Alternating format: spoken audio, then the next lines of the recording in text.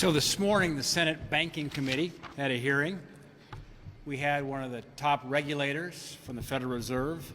We were questioning him about the Silicon Valley Bank failure. Banking is about managing risk, whether it's making a loan, you're always looking at risk.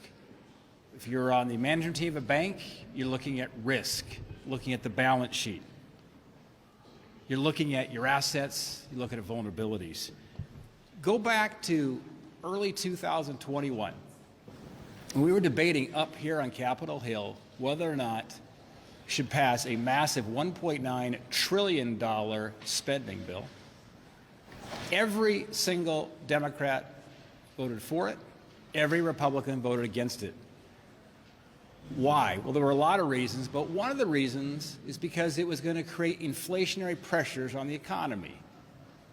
Lawrence Summers, who was President Clinton's Secretary of Treasury, also one of President Obama's key advisors on the economy, was warning Democrats then about what this would do in terms of igniting inflation in the economy. Sadly, the Democrats didn't listen because Lawrence Summers was right. So what did the Federal Reserve have to do?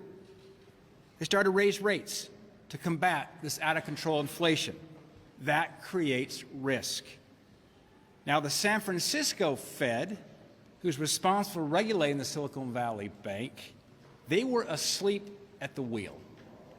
Instead of regulating, they took their eye off the ball and were focused on the green hallucination in pursuing the Democrats' dream. In fact, you go back to October of 22, as rates were starting to go up, to the San Francisco district said, here's what's top of mind for our work in the 12th district, taken right off their website.